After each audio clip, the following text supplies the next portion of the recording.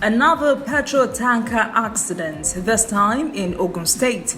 Many are killed in the ball of fire. Minister of Information assures Nigerians hate speech bill not meant to muzzle the media.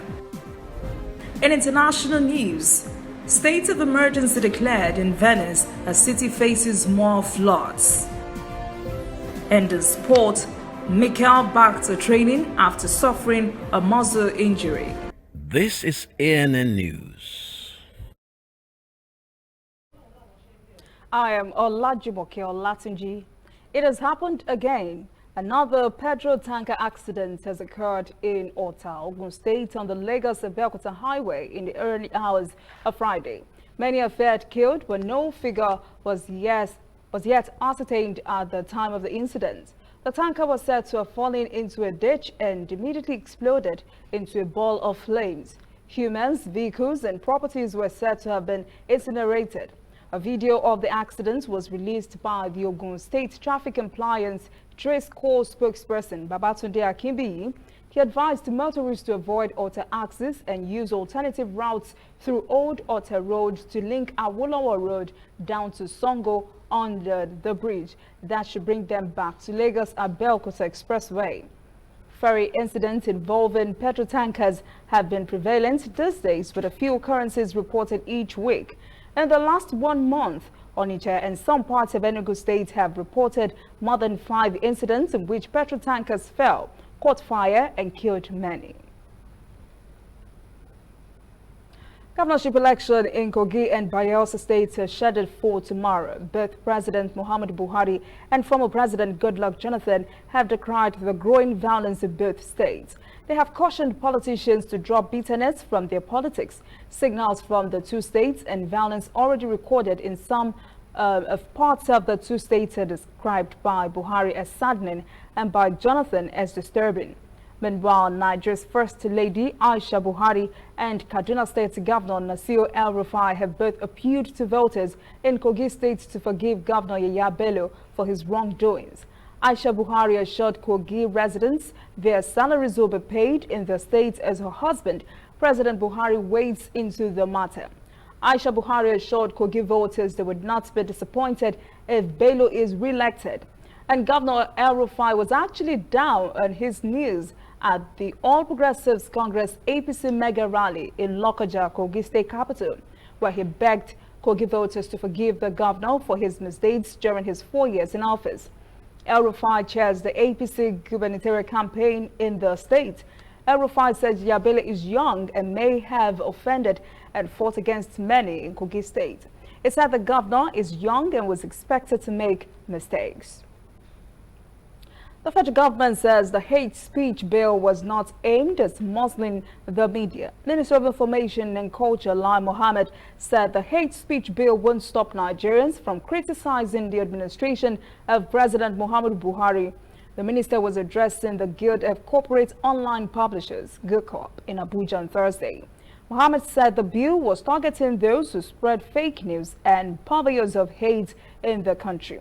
The minister said as part of democracy, Nigerians can criticize the Buhari administration, but he warned that peddling hate speech would not be tolerated. Lai Mohammed said there should be plurality of opinions in a democracy. He said the government's concern is the abuse of social media by those who have chosen to spread fake news and hate speech. He said if that is allowed, there would be inherent danger for the country's peace and unity. The minister said Nigeria is not alone in fighting fake news and hate speech. He pointed to countries like Germany, the UK, Singapore, China, South Korea, Uganda, Tanzania, Kenya, Zambia, and many others, whom he said are also doing something about social media. And now to border closure. A joint border patrol team that includes the police, customs, and immigration has been set up by Nigeria, Benin Republic, and Niger to recommend a date for the reopening of borders. The three countries reached a resolution on Thursday in Abuja at the end of a tripartite anti-smuggling committee meeting. Foreign Affairs Minister Geoffrey Onyema said the tripartite committee will comprise of ministers of finance, trade, foreign affairs, customs, immigration, and national security advisor. He said the committee has a mandate to ensure actions that would monitor, control and suppress smuggled goods and other related matters. Oyama said one of the points to which the government agreed is to ensure persons from the three countries can enter and exit each other's states with valid ECOWAS-recognized travel documents through recognized controlled posts. The meeting also discussed issues of free movement of persons who do not have valid ECOWAS travel documents and the many illegal warehouses along the border corridors. Many sectors, including arts, contribute to discussions of national and global issues. There is a Nigerian border thread artist who is not left out. He comments on issues of national importance through his work, and Kelechi Emekelam visited his gallery and found this report. Emmanuel Eweje, paying keen attention to every detail as he pieces them together to create a painting using needle and thread. Drawing inspiration from contemporary issues, this self-taught artist, with the help of multiple hues of floss, creates photorealistic thread paintings for art exhibitions and purchases. Apart from painting to echo living, Eweje lends his voice to issues of national and global significance in form of educating society through his art. Presently, I'm also working on a series called Artificial Intelligence, and this is majorly on technology, then the rate at which the machine and automation are taking charge of human. Whereas we have situations whereby a machine is doing a work of 100 people, whereas we are not doing something to it as a developing country. Eweje veered into this unique kind of painting in 2008 and has since become successful at it, getting acceptance both in Nigeria and the international art market. His creations presently sell between $700 and $1,800 a piece, and he has series of purchase orders from the US, UK, Canada and other parts of the world. Eweje also inspires young Nigerians who have a flair for arts. He trains them both online and one-on-one to build a career. Although more difficult than the regular kind of paintings, this centuries-long technique comes natural to 28-year-old Eweje as he finds fun expressing himself through this form of art. He hopes to explore this unpopular painting medium and push beyond boundaries of possibilities with his art.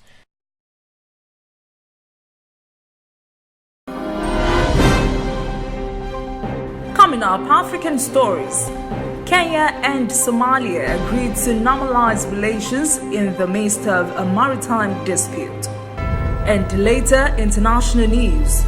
State of emergency declared in Venice as city faces more floods. Dear mommy, you went out that night with the baby in your tummy, but you did not come back. The baby is very fine and she eats and sleeps a lot. Everyone says that you are in a better place, but I miss you so much. I keep asking them, where is the better place? But nobody answers me. Auntie Kemi just hugs me and says, go and play. Mommy, I miss you. Please, when are you coming home? I still do miss you, Mom. And in honor of your memory, I'm a doctor today working with the MTN Foundation to save mothers and children every day. Ending mother and child mortality in Nigeria is dear to us. We will keep strengthening this most important bond just for you. Welcome back. This is CNN News. Now to African stories. Although Kenya and Somalia are locked in a maritime boundary disagreement, the two countries have agreed to normalize relations. The decision came on Thursday after a meeting between leaders of both countries in Nairobi. Kenyan President Uhuru Kenyatta and his Somali counterpart Mohamed Abdullahi Farmajo spoke about the invaluable relations that exist between their two countries during a joint press conference after a closed-door meeting. Kenya's Foreign Affairs Chief Monica Juma posted a Twitter message that the two leaders had agreed to normalize their bilateral relations to ensure peaceful relations and free movement of their citizens. They also agreed on visas on arrival for their people. Somali President Farmajo thanked Kenya for its role in AMISOM, the African Union peacekeeping mission fighting insurgent group Al-Shabaab, and for its role in sheltering Somali refugees fleeing conflict in Somalia. Farmajo said he is confident the International Court of Justice will deliver a mutually acceptable resolution to the maritime boundary disagreements between the two countries. The first Ebola vaccine was approved just this week, but aid group MSF has announced that health authorities in eastern Congo have introduced a new one produced by Johnson & Johnson. The group says this is meant to help combat the world's second worst outbreak of the virus on record. The new vaccine has passed clinical trials but has never been tested in a real-world setting. MSF says it will be administered to 50,000 persons in Goma, a city of 2 million residents on the Rwandan border. MSF says the introduction of a second vaccine is not meant to replace Merck's vaccine approved this week. Johnson & Johnson, which is leading the project for MSF, says its vaccine is meant to complement the one by Merck and to provide an additional tool in the fight against future Ebola outbreaks. Some Congolese health officials have criticized the Johnson & Johnson vaccine on the grounds that it has not been properly tested, but it has passed the first two phases of clinical trials and has been endorsed by the World Health Organization. South African Airways workers have begun a strike action on Friday over wages and job cuts. The unions have rejected the airline's wage offer late on Thursday. They are also grieved by the carrier's plans to cut more than 900 jobs in a bid to stem financial losses. The state-owned carrier has now been forced to cancel all flights, leaving its future hanging in the balance. SAA says it will lose more than $3 million per day as a result of the strike by members of the unions, representing around 3,000 of its 5,000-strong workforce. The airline says this will threaten its survival. Meanwhile, South African President Cyril Ramaphosa has urged SAA's management to resolve the industrial dispute that has led to the cancellation of all flights. Passengers were reported to have been stranded at the country's main airport. United Nations Secretary General Antonio Guterres is sounding an alarm that terrorist groups are threatening their foothold across Africa's Sahel region, where there is an uptick of violence. The UN chief said in a report to the UN Security Council on Wednesday that the expanding foothold is destabilizing large sections of the region and is fomenting ethnic violence, especially in Burkina Faso and Mali. Guterres says combating terrorism in the Sahel cannot be outsourced to the G5 Sahel force established by Burkina Faso, Mali, Niger, Chad, and Mauritania. He said terrorism is a global issue. He said the entire international community must contribute collective efforts to tackle extremist violence in the Sahel. Guterres said the international community would also have to tackle all the cross-border challenges like trafficking in persons, illicit goods, weapons and drugs, migration and displacement. The UN boss said these challenges in the Sahel are caused by poverty, marginalization, impunity and weakened government presence. He said these are all compounded by the impact of climate change and the scarcity of natural resources. Guterres said he's encouraged by ECOWAS' $1 billion commitment and contribution from the European Union to fight terrorism and extremism over the next 5 years, and the U.S. provision of equipment and training to troops from Chad, Mauritania, and Niger.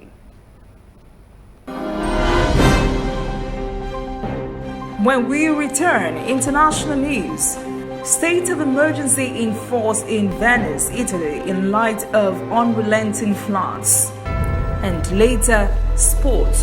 Mikel back to training after suffering a muscle injury. Welcome back. This is ANN News. Now to international stories. Italy has declared a state of emergency in Venice, where dangerous floods have caused millions of euros worth of damage. The government has released $22 million to tackle the devastation caused by bad weather. The water was expected to reach 5 feet on Friday as strong storms and winds batter the region. Prime Minister Giuseppe Conte says the flooding is a blow to the heart of the country. Conte announced up to €5,000 in government aid to every resident whose house is affected. Restaurant and shop owners could receive up to €20,000 each and apply for more later. The International Criminal Court has approved a full investigation into Myanmar's alleged genocide crimes against the Rohingya. ICC backed the prosecution request to investigate allegations of crimes against humanity and persecution over Myanmar's bloody 2017 military crackdown against the majority Muslim group. The decision came after Aung San Suu Kyi, Myanmar's de facto civilian leader, was named in an Argentine lawsuit over crimes against the Rohingya and Myanmar. He faced a separate genocide lawsuit at the United Nations top court. More than 740,000 Rohingya were forced to flee across the border in sprawling camps in Bangladesh, and violence that the UN investigators said amounted to genocide. Allegations also include systematic acts of violence, deportation as a crime against humanity, and persecution on the grounds of ethnicity or religion against the Rohingya. Speaker of the U.S. House of Representatives Nancy Pelosi says President Donald Trump has admitted to bribery in the Ukraine scandal at the heart of a Democratic-led inquiry. The Democrats say Trump's action against Ukraine is an impeachable offense under the U.S. Constitution. Democrats are looking into whether the Republican president abused his power by withholding $391 million in U.S. Congress-approved security aid to Ukraine as leverage to pressure Kiev to conduct 2 investigations against former Vice President Joe Biden to benefit him politically. The money was to help Ukraine, a U.S. ally, combat Russia-backed separatists in the eastern part of the country. The funds were later released to Ukraine. Trump has denied any wrongdoing. Testimony of another central figure in the impeachment hearings, former U.S. ambassador to Ukraine, Marie Volontovich, is ongoing now. White House budget official Mark Sandy will testify in a closed session on Saturday. Accelerating into the world of automation, Russia is driving for a share of what's been called the robotaxi market. Russia's auto industry is also gearing up for a high-tech future which will remove human error from the driving equation, thereby building the perfect driver who will not get tired or distracted while driving. Ross Cullen reports. Accelerating into the world of automation, Russia's eager for a share of what's being called the robotaxi market. Analysts think it could exceed $2 trillion by 2030. US companies Uber and Google's Waymo are the leaders in this sector. But Russia's auto industry is also gearing up for a high-tech future. As we know, 94% of accidents happen due to human error. What we're trying to do is we're trying to remove human from driving equation. So basically we're building the perfect driver who will not get tired, who will not get distracted, who will not, be in the wrong condition to drive, and who's obviously focused on one thing only, is driving safely from one point to the other. Yandex heads the field in Russia when it comes to driverless cars, hoping to bring the technology to its taxi service here. And the company plans to offer a driverless cab service at the Detroit Motor Show next summer. Safety is the key issue because one accident can change perceptions in an instant. Yandex has clocked up more than 2 million kilometers in trials so far, showing how rigorously they're testing the systems. It's a hands-off approach that's key for tech firms investing in this. Robotic delivery systems are being tested, plus facial recognition software is being developed. And tech firm Promobot has launched the mass production of advanced robots that look like humans. Russia is keen to show how far it's come with tech, but there are concerns that with advancements may also come job losses. Then basically there is a natural requalification or change of occupation for these people, which is inevitable with the technological prospects. I mean, at some point in time when you used the lifts, the elevators, you had to have an operator of the elevator in every particular elevator. And then people realized that they can do it themselves. So I think the same will happen with the cars ultimately. Innovation has been a buzzword for the BRICS representatives at the last two gatherings, and China is clearly the leader when it comes to tech development. But Russia will be hoping to show that it's not stuck in reverse and can innovate as well, moving forward in robotics, the digital sphere, and autonomous vehicles. Still ahead, sports. Former Super Eagles captain Mikel Obi returns to training after suffering a muscle injury. Please stay with us. Welcome back. This is ANN News. In sport, former Super Eagles captain Mikel Obi is back to training after a 1-month absence caused by a muscle injury last month. He was also out of the Europa League home and away games against Krasnodar. Asian champions and host Qatar are drawn against the United Arab Emirates, Yemen and Iraq in Group A at the 24th Gulf Cup to be held in Doha later this month. Defending champions Oman are in Group B, where they will be joined by Saudi Arabia, Kuwait and Bahrain in the group stages. The rescheduled draw took place in Doha on Thursday after Saudi Arabia, UAE and Bahrain confirmed they would take part in this year's tournament. They had reversed an earlier decision to boycott the event in line with their more than 2-year land, air and sea blockade against Qatar. The previous Arabian Gulf Cup 2 years ago was originally scheduled to be held in Qatar, but was moved to Kuwait because of the blockade. The tournament will take place at the Khalifa International Stadium, a 40,000 capacity air-conditioned venue in the Qatari capital. This is the 4th time Qatar will host the regional event. Oman won its second title in 2017. It beat the UAE on penalties in the final. That is ANN News this evening. Thank you for joining us. For details on these and other breaking stories, visit our website, annafrica.news. Conversation continues on our social media platforms, Twitter, Instagram, and Facebook at ANN Africa TV. I am Olajumoke Olatunji.